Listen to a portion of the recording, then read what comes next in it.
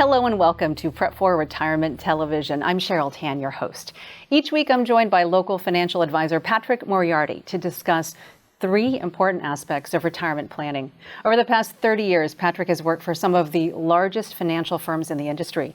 6 years ago, he started his own financial firm that has a focus on helping viewers like you prep for retirement. He's here today to share his ideas and strategies to help you live a long and happy retirement. Patrick, welcome. Thank you. It's good to see you. It's good to see you as well. And we're excited to talk about these really important issues today.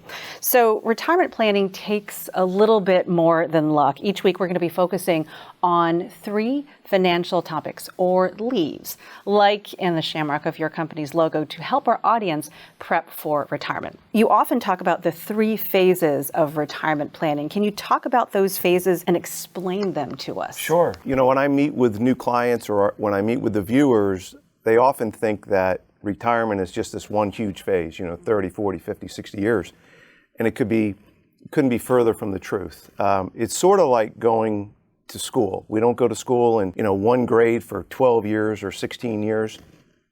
It's broken up. We have junior high school, college, and we're at different ages during those different segments of education. We're learning different things, different subjects, different needs. And planning for retirement is exactly the same. It has three different phases. There's the accumulation phase, the distribution phase, and then finally the preservation phase. So it's important to know that they're all different. We have different needs. We're at different ages during those phases. And I think the better the viewer and the client understands that, I think the better they can be prepared. I think for some folks, as you have mentioned, that they think that it is one giant period of time. Correct. But there's a start and a stop. Correct. So as you've mentioned the three phases, can you really describe what it looks like for people in each of these segments? Definitely. Let's start with the accumulation phase. And that's when, we're younger. We're just starting out in our professional career. We might have our first job. We sign up for our first 401k plan.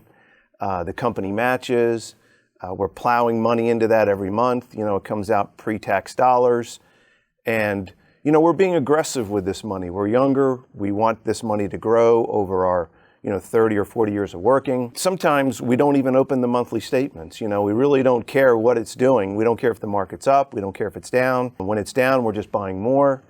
And it's just all about putting your nose to the grindstone and just trying to accumulate as much wealth as possible. As we get closer to retirement, let's say 2 or 3 years away from retirement, we enter into what I like to call the distribution phase. And this is when we're older, maybe we're in our late 50s, early 60s, and now we have to start thinking about making this money last as long as we do. It then becomes a game about income and not so much accumulation or building up wealth. And so in the distribution phase, we want to make sure that these assets last as long as we do. We need to turn these assets into income. And that's the difference between the accumulation phase and the distribution phase. And then finally, the preservation phase. This is when we're later in life. I like to say that we're kind of near the end of our shelf life, right? The end of retirement, and we still have a pool of money that we've been able to save and accumulate. And now we want to pass this on to our heirs, right? We want to give it to our children and grandchildren. We've worked really hard for it, and we want to do this as efficiently as possible. We want to, make sure that it goes easily without taxes and fees. So I always make sure that my clients have a will, that they have power of attorneys, that they have medical directives, that they have trusts. And, I'm not an attorney, so I can't give that advice, but I make sure that they have those things in place later in life. So those are the three phases. They're completely different, but it's important to know the significance of all three. And I spend all of my time in those final last two stages, the distribution and preservation phase. I think as people are hearing some of the things you're talking about, they're thinking, oh no, I need some of those things. I have not heard about those things before. Exactly. I also know that you're a big football fan. Yes. How would you compare that to football? Well, that's a great question. I love sports. I love football. I love sports analogies when I talk to my clients. And so I think this is a perfect sports analogy comparing retirement planning with a football game. And if you're familiar with football and even soccer as well, there's a first half and there's a second half.